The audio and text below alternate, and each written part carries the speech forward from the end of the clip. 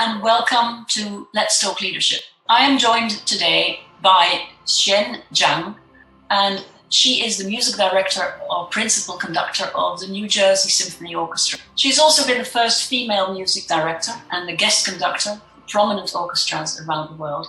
She was brought up by parents who were music lovers and musicians themselves in China, and then she moved to the US. And she will share some of her insights with us today, and I'm thrilled to welcome her. So, Shen, hello, welcome to Let's Talk Leadership. Hello, very nice to be here. And very nice of you to accept to talk with us. Wonderful. My pleasure.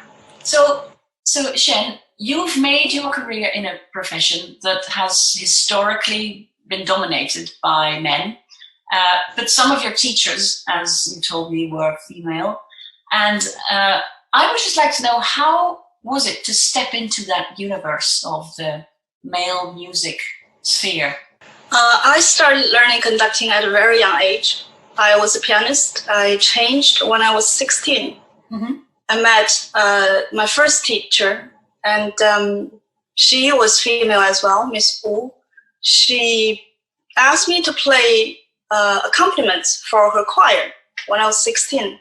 And then in a way, I became her apprentice, and she would teach me a little bit of gesture.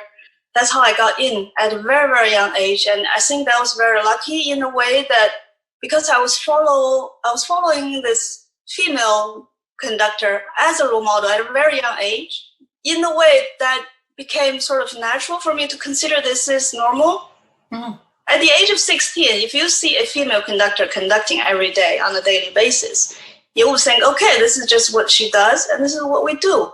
And that's what I got the idea. Right.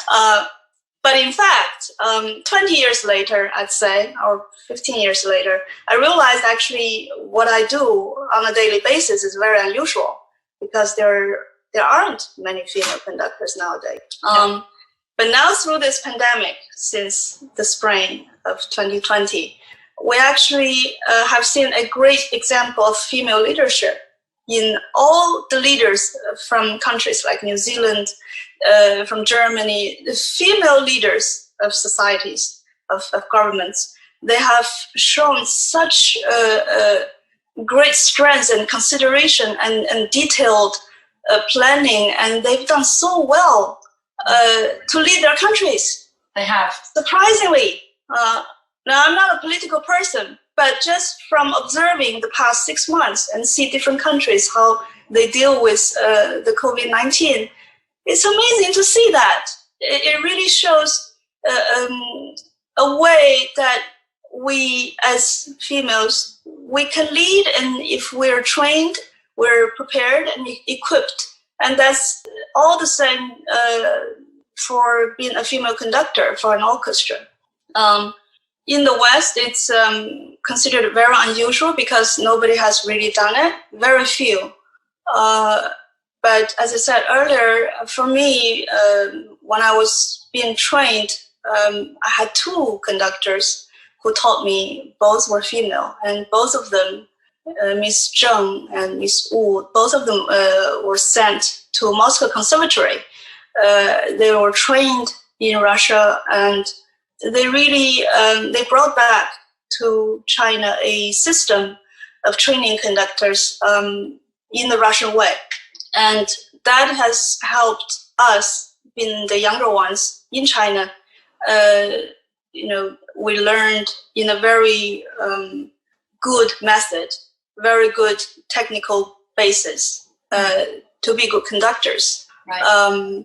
So there really shouldn't be, I've been asked a lot, do you think, why is this unusual? Why is it, we don't have many female conductors? I always say this answer is very simple.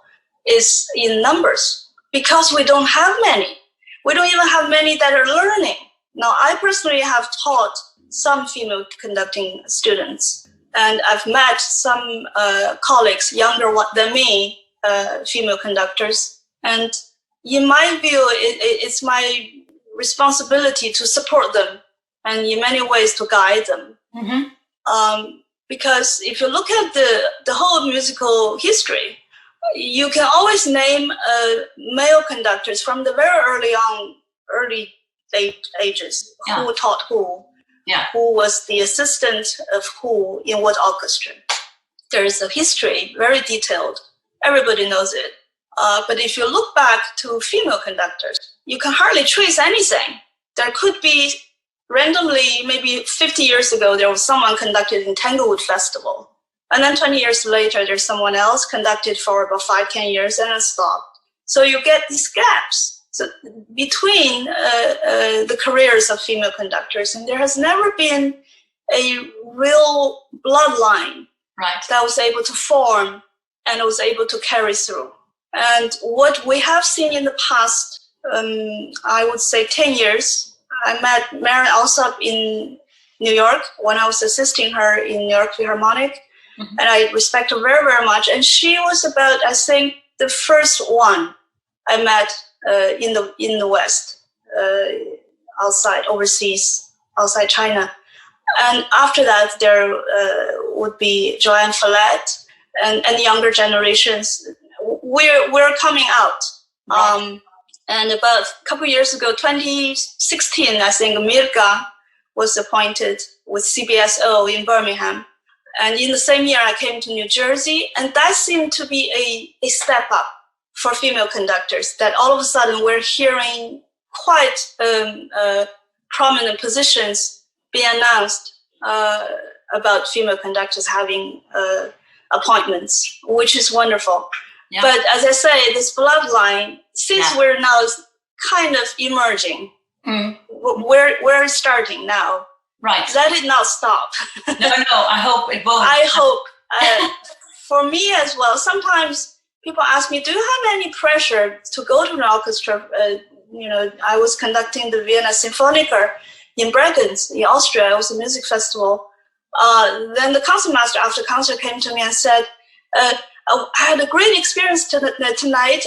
That was, I think, 8 years ago, maybe. He said, you're the first Frau Dirigent that ever conducted us. I'm so glad you came.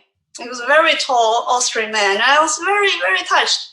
Right. People ask me, do you have extra pressure when you go into these sort of situations where you're the first one? How much pressure do you think on yourself? I said, well, I do my best always as I can try. But my only pressure is that if I don't do well enough, if I don't succeed, this may block or interrupt something I'm trying to help build. And that is the bloodline I'm talking about. Yeah, yes. So if my work nowadays that are good, that would help the later ones who come this way to make them, to propel them a little bit further and a little faster. Yeah. And that would be a wonderful achievement. That would be my goal. Yeah. That sounds like a wonderful achievement indeed. Is there any specific kind of advice, like when you have somebody that you have followed as a musician and maybe even helped their development, and they have to go in for a major performance for the first time? Is there any specific mantra or thing that you ask them or that you suggest that they do? When I did my conducting competition, that was in Carnegie Hall. Mm-hmm. Right before I walked off to the final stage of competition, it was a public concert. Maestro Laurent Mazel, at the time, the competition was called Mazel Villa competition. He built the competition. And he was getting to his seat through the side of the backstage. He saw me. I was, of course, very nervous. It was open concert. It was my Carnegie debut, never been there. He walked by me and he only said one word. He said, heart. And I still remember that. I can never forget, because when all else fail or would fail or not fail, when you cannot really control the things around you, the only thing you can really, really depend on is your heart and your will. And this really goes for musicians, particularly because many of us, most of us, would get stage fright. Of course. You get nervous right before, about a couple seconds before you walk off to see the public on stage. That is the moment you say, heart, or in Italian you say coraggio. Yeah, coraggio. Yeah. Coraggio. Yeah. But eventually, I think it really you have to depend on it. Many performers would have their ritual right before they walk off on stage. But this not only goes for just performers. I think even in daily life, as just for any person, especially now, everybody is under tremendous stress. But this will pass. This whole pandemic will pass. The stress will get a little bit less and easier. Yeah. But moments like this, I think, it really is heart, it's hope and courage that will carry us through. It will. This. It will. Yeah. It will. Through this very dark chapter. Yeah. I think it's fascinating to realize how big a role music plays in that. Because we are now, in a way, almost, you could say, punished by physical distancing, social distancing. We cannot be together, but we can still listen to music together and make music together. And I know, because you've said that before, that if you hadn't been a conductor, you might have liked to have been an architect or a translator, because you like words and you like language. And I saw an interview with a rising star in Holland. She's a recorder player, and she is only 20 years old. Her name is Lucy Horsch.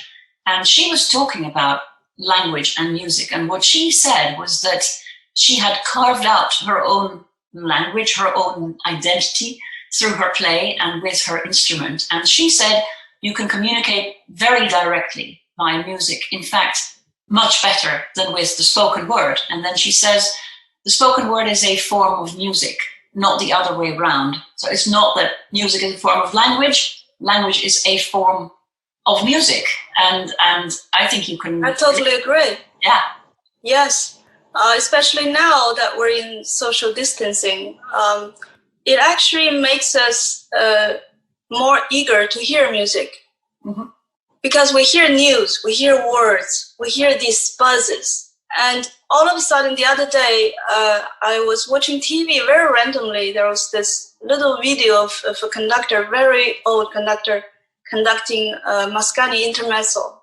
I know the piece very well. Usually, if someone would put on a recording, a CD of that piece, I would yell because it's too familiar, usually.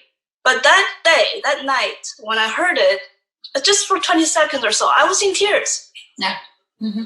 Because out of this chaos, the expression and the pure beauty of the emotion that it spoke to me, it was incredible. And that's truly the power of music. When I was learning to be a conductor early on, I was very stressed about all technical things. But eventually, the more concerts and performances I do, it actually, the moments I would recall from my concerts were the moments that I really sensed the beauty of music, that the music would really flow in. Even while I'm conducting it, there's something beyond me made me think, oh, this is what this music calls for. And mm-hmm. those were really special moments. And that really is the best example to show how powerful music is. Mm-hmm. Yeah. So I actually think that in that particular sense, you have fulfilled not just your musical career, but also part of your alternative career, because I think you have become a translator. You help, you're part of that process. You're part of that process, right? So that's really interesting. I think music would grab your emotions. There is almost like we call it sixth sense, but there's a musical sense out in all human beings. Mm-hmm. Even for people who's never heard any music or never been exposed, we're not talking about classical music. I'm talking about any kind of sound. Yeah. Because we respond to sound. We have hearing. It's one of our senses. Yeah. And music from that, beyond any language or any borders or anything, it would grab you. Yeah. It has a way. It's amazing. Yeah. Yes. It's amazing, and we need it, and we all still want it. Now, if we try to make a link between musical leadership to leadership in other organizations. You know, that how sometimes people who know a lot about music, they can often tell, and I'm sure you can, the difference between whether a piece of music is conducted by one conductor or the other, Simon Rattle, Von Karajan, or you, because in some ways the conductor puts a certain atmosphere, creates a certain, almost like a new creation together with that orchestra. But at the same time, an orchestra, as many people know, also have their own signature, their own DNA, I think you once called it. So that can be seen, I think, as a metaphor for an organization that has its own culture and a leader who comes into that and has to work with what he or she has and create something together. So what are some of the things that you need to be specially aware of when you are in that atmosphere where you are leading yourself, or you are the leader yourself, but you're also, in a way, you need to let other people lead you and follow you and create that cohesion? That's a very, very good perspective. I remember one day when I was touring as assistant to Master Laurent Mazel. That was in Concertgebouw, actually. We were having a dress rehearsal. He showed me, well, he did a dress rehearsal. He finished it. Afterwards, he asked me, why did you think I did that dress rehearsal in that order? Because there were many pieces. They were basically running 3 concerts, the content of 3 concerts in a 2-hour rehearsal. He asked me, why did you think I run in that order?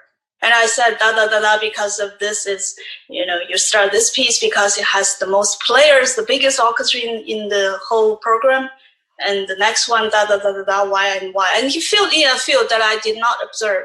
So part of being a leader, not only that you're, as a conductor, I should say, you're musical, you're clear in your gestures, you can express what you want.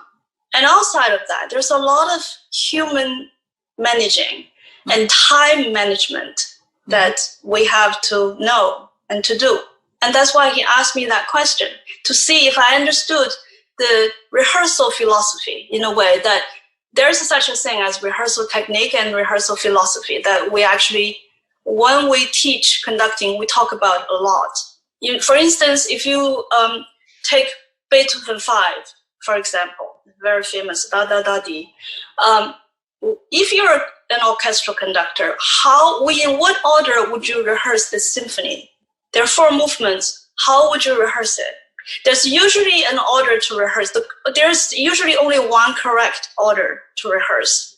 If you're really trained and you're a very thoughtful leader, because you're managing about 100 musicians together in about 2.5 hours with 20-minute break. So these are sort of, you have to be a very good manager. Yeah. To deal with these people and to deal with the limited amount of time on your hand to get the program rehearsed and worked on. So there's a lot of management. You're absolutely right. And not only just you see this art, it has to be organized mentally very, very well before rehearsal. Right. There's usually, orchestras would ask you ask me for a rehearsal order about 3-4 months ahead of time to know what you're going to rehearse. And some professional orchestra would request, like for Beethoven 5, what order would you be rehearsing in? Because there are instruments that would only play in the final movement, in the 4th movement, that there's no point for them to come in early if you rehearse the first 3 movements for 2 hours. What's the point? Yeah. So these are time management. So part of this whole leadership of being a conductor, I think it really contains a lot of qualities. For me, number 1 is being absolutely a great musician. The better in this case, because that makes eventually the music different. A great musician would make great musical choices. So therefore, the interpretation in the end for the audience is much deeper, much more expressive. Mm-hmm. So musicianship is number 1. After that, of course, you need to have a very good knowledge of the repertoire. You know how this has been played. And technically, what are the parts you need to rehearse and get the ensemble really tight and that everybody understands what's happening. Then, of course, you need to be physically strong, because you usually would be waving your arms and stand up for 5 hours a day, usually on a daily basis, if you have a dress rehearsal and a concert. And mental power. Mental is so important, that you can stay focused without overstress yourself. Yeah, right. And at the same time, if there's anything happening, that anything unpleasant, that you have the ability to deal with it and not to be challenged so much that you get so depressed. Right. But it's hard. Being a leader is hard because it's always one facing 100. Yeah. But I think all of these, the bottom line for us as a human being is still be nice. I mean, you can tell people clearly what you want and what needs to be done in a nice way. Conductor is a leading role. Sometimes can be abused. I've heard stories that conductors can verbally or even physically sometimes, ill-treat their musicians in the orchestra. It's happened in the past. Now I think it's much, much less because the musicians' union are gaining more and more power. But the bottom line is, as a leader, you manage the time well, manage your people well, you lead. For musical conductors, you perform well. I'm a very self-critical person, but I think it needs to be, if your gestures or anything you can do are not helping them, then I have to be very careful to make sure that I always provide really the top performance that I can do. Mm-hmm. But outside of all of that, be a good human being. Yeah. Always helps. It always helps. And I think we have seen many examples of how it doesn't help. It actually goes against what you're trying to achieve when you're not simply a nice person. Right? Sometimes, sometimes you get this tough calls. How do you choose to do? But usually, I would think be a good human being it's a good thing to do for all scenarios. Yeah, and regardless of leadership position, obviously. Yeah. Sometimes I think if someone gets to have power to a certain level, you tend to forget it. Yeah. Tend to think other things that are more important in that one. I think that's something to internally as well. Do you feel good if you do this yourself? Exactly. Yeah. One tends to forget that, and I try not to. Right.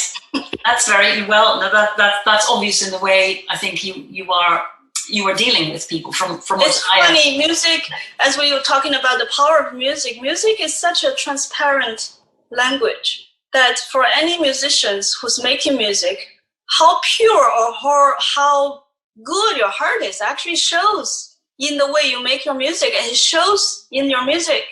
Mm-hmm. It shows. It's amazing. I think I guess I'm being very Oriental. I think of water as music as water. In a way, it reflects the musician, whoever makes this. It reflects how that person is, and the music, it reflects it. It's like water. Yeah. Transparent and totally telling. There's nowhere to hide. Right. There's nowhere to hide. No. Especially in concerts. Of course, because everybody is looking and everybody's expecting. But I think to some extent the same goes for organizations. It may be a little bit easier to be a leader in an organization and to hide because transparency. Transparent. But ultimately, for musicians is to be honest. It's a good, honest musician. And then your music becomes pure and transparent. If there's any pretense, if there's any ego or anything in it, you would distort the music. It's amazing. It really shows that it can be so technically brilliant, let's say a pianist or a violinist, so wonderfully that he can play a piece or so. But when you hear it, there's something, if there's something unnatural that makes you a little bit uneasy, there is something. And why is that? It's coming from your heart, coming from the performer's inside, your mental world. Yeah, exactly. Yeah. So that's great advice actually for young people in any leadership role. It's the word heart that you mentioned, the fact that you need to be really good at what you are supposed to be doing, and then the fact that you have to look at the people, manage the time, and lead with integrity. I think, that's those lessons. Well. Yeah, yes. Right. Yeah, treat people well. The final thing that I would like to, I could talk for hours to you, but the final thing that I would like to touch upon, which I think could also be important, is that you said once that when you were starting off in your career, you were very focused on the work, getting the work done, trying really hard, making sure it was all perfect. And you almost forgot, or you never realized until you were further on in your career, how important it is to have joy in your work and to get into that flow and to actually enjoy what you're doing. Would you say that is also a piece of advice for young leaders? I would think so. I think after all the climbing to the mountain, you would get to the sweet moment. And that's worth working for. It really worth. My conducting teacher used to say, to learn conducting, you need to learn the technical things for 10 years. And then you need to train, you need to learn how to rehearse an orchestra and work in orchestra for another 10 years to gain experience. 20 years later, you're a conductor. Right. But it's worth it. After the 20 years of learning and working, you sometimes in the concert when the music goes really, really well, and there's a moment of perfection in a way, very, very, very brief, but it's totally worth it. And that those moments really are the equivalents for me of joy. These are really joyful moments, but they're very, very brief, very short. Yeah, and that might be part of your perfectionism, right? I think every artist is, in their own ways. They would care about something very, very much in detail. Yeah. I think you almost have to be a perfectionist to be an artist, I think. If everything is sort of okay, this is okay, that is okay, then probably you won't be an artist. No. Because there's this will to get the perfection and to get to that state.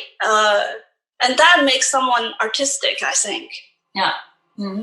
And if you can have some joy in that before the 20 years are over, I think you're in even better position. The whole life is worth it. Yeah, it is. It is the whole life that's worth it. Well, absolutely. Jen, it's been an incredible honor and a pleasure to speak with you. So I would like to thank you on behalf of everybody on Let's Talk Leadership for having been with us today. Thank you. Best wishes. Take care. Thank you.